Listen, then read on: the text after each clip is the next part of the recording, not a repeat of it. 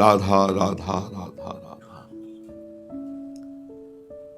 हमारा जब तक अहंकार नहीं मिटता तब तक वो साधना नहीं बनती जिससे भगवत प्राप्ति होती है, जिससे हृदय द्रवित होकर आर्त भाव से प्रभु को पुकारता है, प्रतिक्षण बाहर से शांत अंदर से रुदन करता रहता है।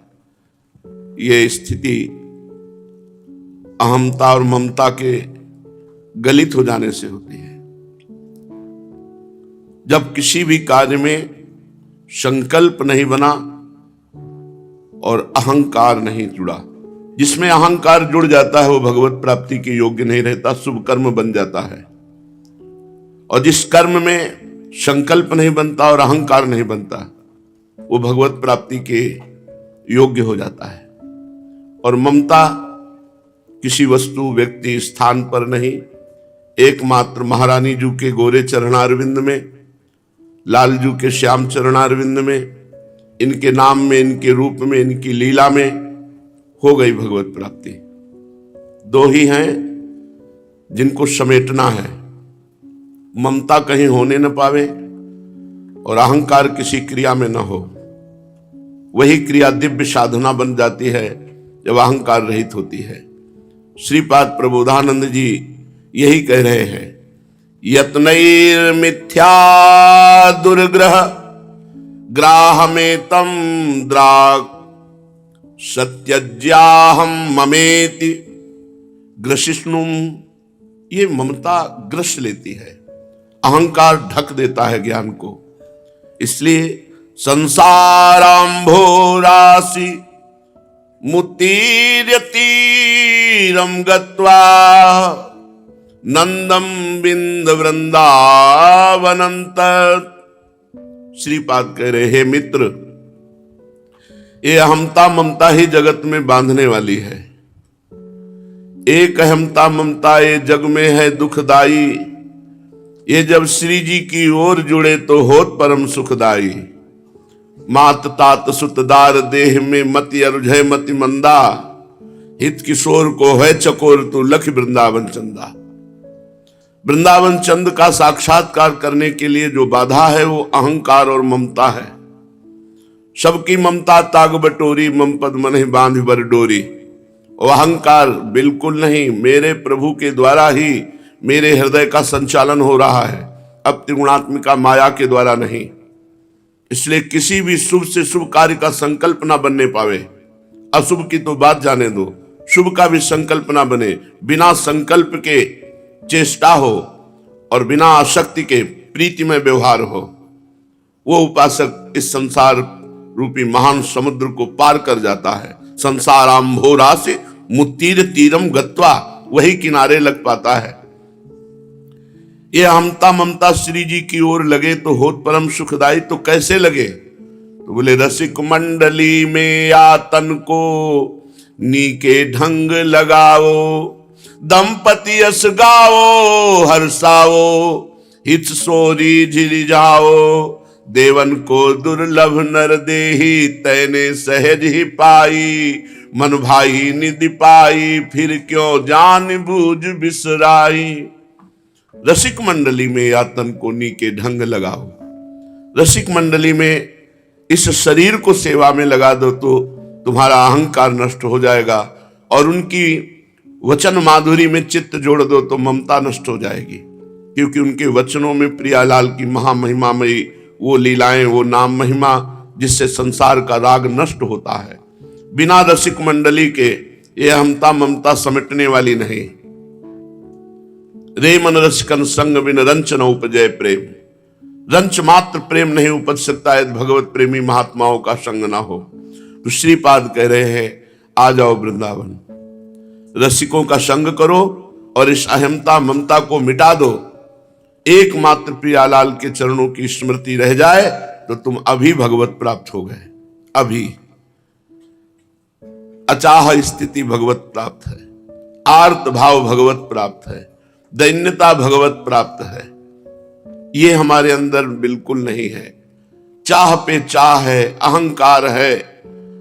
और आर्त भाव कैसे आता है? जब सब जगह से हार जाता है, अपने को असमर्थ देखता है, तब आर्त भाव से प्रभु को पुकारता है।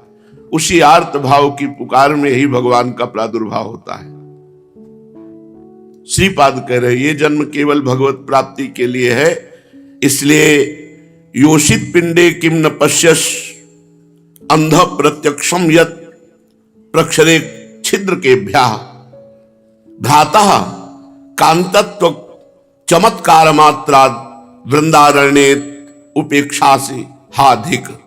धिक्कार है उसको जो अपने शरीर में अहम करके पुरुष का पराई स्त्री की तरफ दोष दृष्टि से देखता है। ज्ञान दृष्टि से देखो क्या है। भजन नहीं करोगे तो ये ज्ञान दृष्टि टिकेगी नहीं, भजन टिकाता है। ज्ञान दृष्टि से श्रीपाद कह रहे देखो क्या है। योषित पिंडे किम न पश्यत अंधम, अरे अंधे तुझे दिखाई नहीं दे रहा कि जैसे तेरी चमड़ी शरीर में लगी हुई अंदर मांस है, छिद्र है, बस ऐसा ही है। क्यों बावरा बन रहा है, अपने जीवन को नष्ट कर रहा है।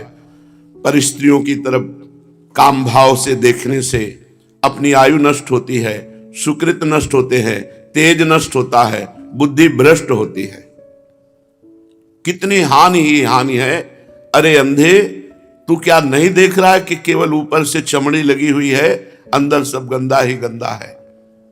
भ्राता, हे भाई, कांतत्व केवल चमड़ी का चमत्कार है। जैसे रेशम के बढ़िया थैले में अंदर मल भर दिया जाए और ये आप देख लो, फिर क्या उस रेशम के थैले को आलिंगन करोगे क्या? आपको विष्ठा ही दिखाई देगा। ऐसे ही ज्ञान नेत्र प्रकट हो जाए तो आपको घृणा हो जाएगी संसार के भोगों से। ब्रह्मादिक के भोग सब विष सम लागत ताहि, नारायण ब्रज चंद की लगन लगी है जाहि। कनक मरकताभे दिव्य धामना किशोरे, मिथ उदित मुखेन्दु नस्त चक्षुष चकोरे, विहरति ही वृंदा कानने चित्त चोरे, मम तदति विचेष्ये यामि नान्यत्र घोरे। हे भाई, वृंदावन में एक कनक के समान जिनके श्रीअंग की कांति है, 7 कुंभ तनु गोरी, तपाए हुए स्वर्ण की कांति। और मरकताभे, एक है मरकतमणि, इंद्रनील मणि श्याम मनोहर, 7 कुंभ तनु गोरी। ये दिव्य धामना, इसी वृंदावन दिव्य धाम में किशोरे मिथ उदित, ये यहां प्रकाशित हो रहे हैं। भाई एक बार इनको देखने की ठान लो कि वृंदावन में विराजमान नित्य बिहारी, रास बिहारी, श्री प्रिया प्रीतम, एक बार मैं इनका साक्षात्कार करूंगा। ऐसा हृदय में लगाकर लगन और वृंदावन की बीथियों में खोजो उनको, राधा राधा राधा पुकारते हुए। ये अन्यत्र घोर संसार में भोगों की खोज में बहुत जन्म लगा दिए, एक जन्म प्रिया प्रीतम की प्राप्ति के लिए लगा दो। आहा न महता मप्यत्र किम हंत मोहा, क्षमयति हठादियद ब्रह्मता मीस्तांच। आहा, यदि आप नहीं चाहते तो कोई महापुरुष आपको कैसे बचा सकता है संसार से? ध्यान दीजिए।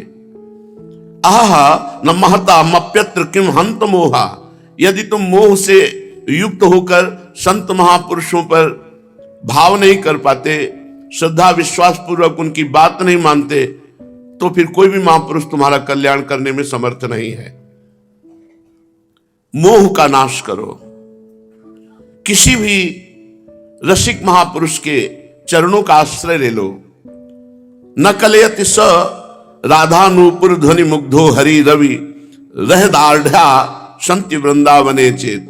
यदि तुम किसी रसिक महापुरुष का आश्रय ले लोगे और उनके द्वारा बताए हुए नाम मंत्र को जपोगे तो तुम्हारे कानों में वो नूपुर ध्वनि सुनाई देगी प्रिया की, जो श्री हरि के चित्त को चुरा लेती। नूपुर ध्वनि वो प्रियाजू की नूपुर ध्वनि है, जिनकी नूपुर ध्वनियों से अनेक मंत्रों का प्रादुर्भाव हुआ है।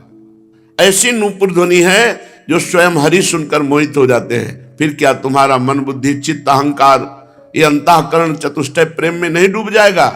डूब जाएगा। और बिना रसिक महापुरुष की कृपा के ये मार्ग ही नहीं मिलता है। तो तो नूपुर ध्वनि और बंसी ध्वनि सुनने की तो बात जाने दो, भावना ही नहीं बन पाएगी। जब बड़े बड़े योगिंद्रों मुनिंद्रों की भावना नहीं बन पाती तो साधारण जीव की क्या, पर रसिक महापुरुष मिल गए तो अब कुछ दुर्लभ बात नहीं है। पूज्यपाद शिवड़िया बाबा जी महाराज ब्रह्मबोध संपन्न महापुरुष, जो हमारे जीवन के आदर्श महापुरुष रहे। गंगा किनारे सब कुछ छूट गया पर वाणी बाबा की छवि, बाबा के वचन ही पूरा जीवन है। जो वैराग्य हुआ वो बाबा के वचनों में ही स्थिति रही। जहां एकांत में स्वाध्याय करते एक आग लग जाती। क्या बाबा पहुंचे हुए महापुरुष को विषय भ्रष्ट कर सकते हैं? हां, कर सकते हैं। विषय की महान शक्ति ज्ञानी, भक्त और विद्वान, इनको भी परास्त कर सकती है। भक्त नारद जी ब्याह के लिए तैयार हो गए और परम ज्ञानी ब्रह्मा जी भी हैं, बृहस्पति जी भी हैं, और इनके चरित्र आपने पीछे सुने हैं। विषय की महान शक्ति ज्ञानी, भक्त और विद्वान को भी क्षोभ करा सकती है। अतः जो निरंतर भजन करता है उसको कोई परास्त नहीं कर सकता। भजन में अंतर पड़ता है, विषय चिंतन होता है तो उसके भ्रष्ट होने में देर नहीं लगेगी।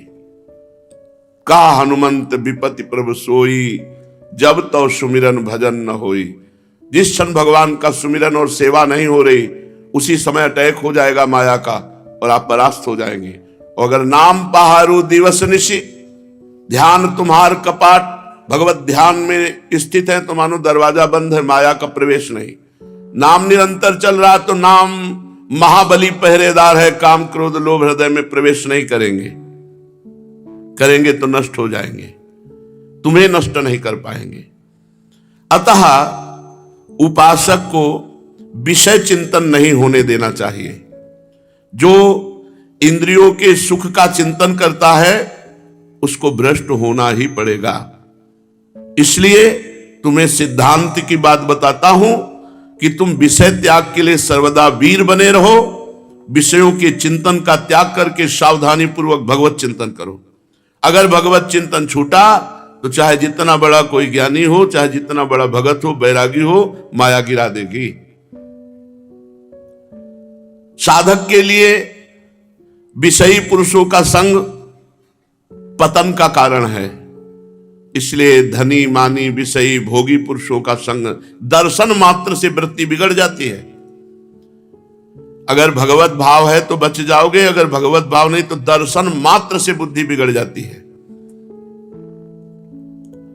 जब ईश्वर में तदाकार वृत्ति होती है तब गिरने का चांस नहीं होता, और जब आत्म स्वरूप में ब्रह्माकार वृत्ति होती है तब गिरने का चांस नहीं। नहीं स्वात्मा रामम विषय मृग तृष्णाम भ्रमयति। ज्ञानी और आत्मबोध में अंतर है, भक्त और प्रेमी में अंतर है। भक्त है अभी, जब अगाध प्रेम में डूबता है तो महा आनंद उसके हृदय में रहता है, तो क्षुद्र आनंद की आवश्यकता नहीं होती। भगवान श्री कृष्णचंद्र जी ने गीता में कहा, जैसे बड़े जलाशय के मिल जाने पर क्षुद्र गड्ढों की याद नहीं आती, ऐसे परमात्मा आनंद प्राप्त होने पर फिर भोगों की याद नहीं आती, फिर भोग उसे गिरा नहीं सकते। परमात्मा में चित्त आसक्त हुए बिना कोई साधक सिद्धावस्था को प्राप्त नहीं हो सकता। आसक्ति कहते हैं भरी बाजार में भी वो अपना मंत्र जप रहा है, खूब भीड़ कोलाहल में भी उसका नाम नहीं रुक रहा, क्योंकि आसक्ति नाम से है। बिना परमात्मा में आसक्ति हुए कोई सिद्ध पुरुष नहीं हो सकता। साधक को शरीर स्वस्थ रखना चाहिए और इसके लिए व्यायाम करना चाहिए। व्यायाम, प्राणायाम और सूक्ष्म आहार ये बहुत आवश्यक है भोजन में। साधक को शरीर स्वस्थ, स्वस्थ का मतलब तगड़ा नहीं। तगड़ा तभी होता है जब ये इंद्रियों से झगड़ा नहीं करते हो। झगड़ा करो इंद्रियों से, ये जो मांगे वो मत दो। शरीर स्वस्थ का मतलब होता है यथा योग्य अंगों में मांस होना, चर्बी न बढ़ना, जब चाहो वैसे आसनों में बैठ जाओ, उसे स्वस्थ शरीर कहते हैं। पहले शरीर देखो, बाबा कह रहे साधक को शरीर स्वस्थ, खान पान सूक्ष्म, खान पान का संयम साधक को रखना चाहिए। खान पान सुख चाहत अपने, तिनको प्रेम छुअत नहीं सपने। सपने में भी नहीं रोना आएगा राधा। भजन होगा अल्पाहार में, अल्प भोजन, सात्विक भोजन, बीमार वाला भोजन साधक के लिए। भजन कभी अपना प्रकाशित न करे, गुप्त रूप से रखे। महापुरुषों के वचन ध्यान से सुनो। अपने भजन के अनुभव, अपने भजन की संख्या, अपने भजन की प्रक्रिया किसी को बताए नहीं जब तक परिपक्व अवस्था ना आ जाए। अपने को भजनानंदी साबित न करे सबके बीच में। वो ऐसे गप मारेंगे एकांत में, जहां 4 लोग आ गए तुम्हारा तो उसमें दिखाई कि बड़े भजनानंदी है। नहीं, दम्भ नहीं होना चाहिए, पाखंड नहीं होना चाहिए। हम भजन कर रहे हैं तो कर रहे हैं, तुम आओ या जाओ। दिखावा नहीं होना चाहिए, कोई जाने कि हम भजनानंदी, ऐसी कोई प्रक्रिया नहीं होनी चाहिए। अगर हम भजन में बैठे तो भजन में बैठे, साथ में तो बैठे तो साथ तो बैठे। हमें कोई बनावटी आसन नहीं करना उस समय। जैसे हमारे पास कोई आवे तो अपने को भजनानंदी नहीं दिखाना कि वो ऐसे तो पद्मासन में कभी बैठते नहीं, लेकिन 5 मिनट की बात है तो पद्मासन लगा के मार, तो किसको दिखा रहे हो? किसको तुम धोखे में डाल रहे हो? खुद धोखे में पड़ रहे हो।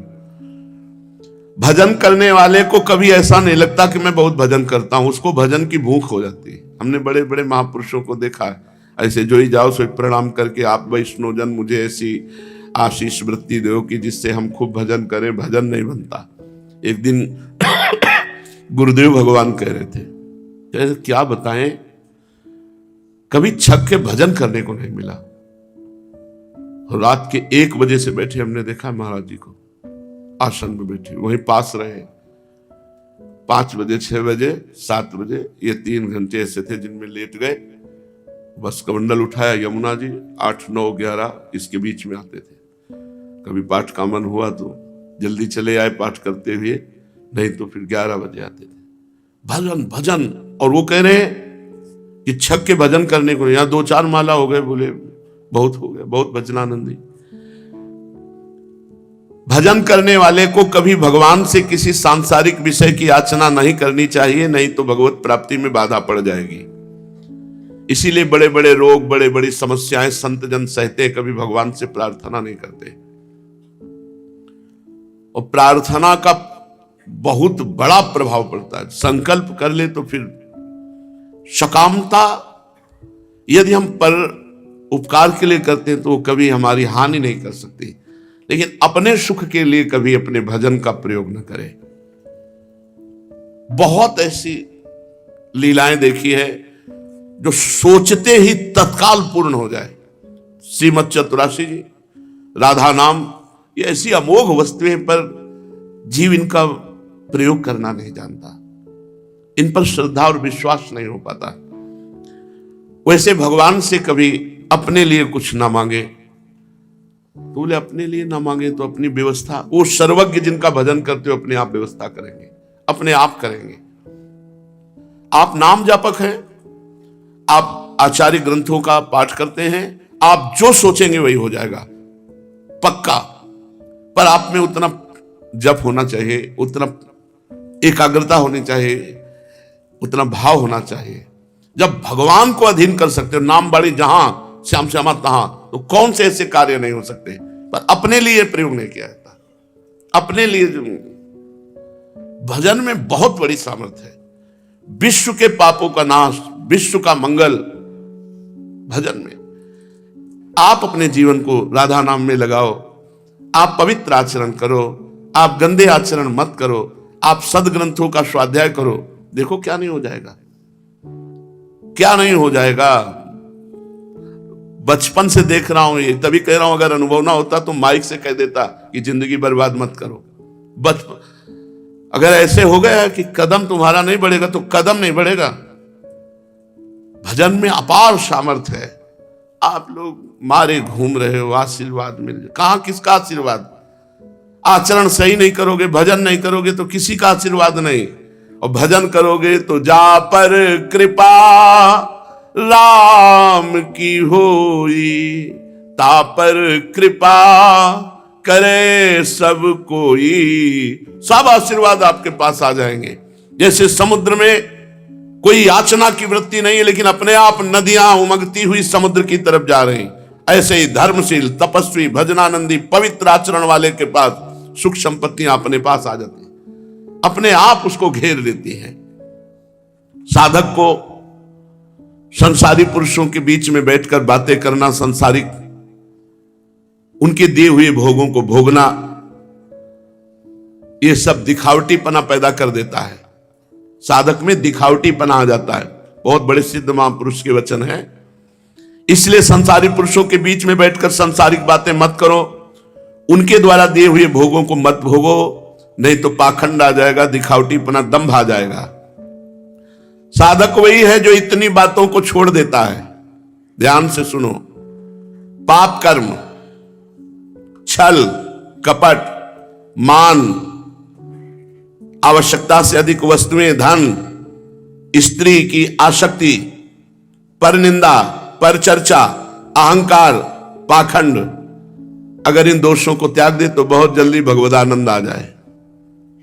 बहुत जोर की माया है, एक घुसा दोष तो 10 को बुला लेगा। परदोष दर्शन साधक को भगवत प्राप्ति के मार्ग से हटा देता है। परदोष दर्शन, दूसरे में दोष देखने वाला भगवत मार्ग का अनुयायी नहीं हो सकता। साधक को सांसारिक झगड़ों से तो दूर रहना ही चाहिए, सांप्रदायिक झगड़ों से भी दूर रहना चाहिए। हम भगवत प्राप्ति के लिए निकले हैं। हमारा संप्रदाय, तुम्हारा संप्रदाय, ये छोटा वो बड़ा, ये झगड़ा वो झगड़ा, लगो तुम सब राधा राधा राधा, रात दिन अपने भजन में लगना। संप्रदाय का मतलब होता मार्ग। हमें जो गुरु ने मार्ग दिया उस मार्ग में चल। झंझट नहीं, लड़ाई झगड़ा नहीं, बड़ा छोटा नहीं, निंदा स्तुति नहीं, निरंतर नाम जप, अपने आराध्य देव का पूजन और आराध्य देव के ध्यान में समय बिताना चाहिए। सांप्रदायिक झगड़ों झंझटों में नहीं पड़ना चाहिए। महापुरुषों के वचन जो है ना, हृदय में दृढ़ हो जाए तो कोई फास नहीं सकता है।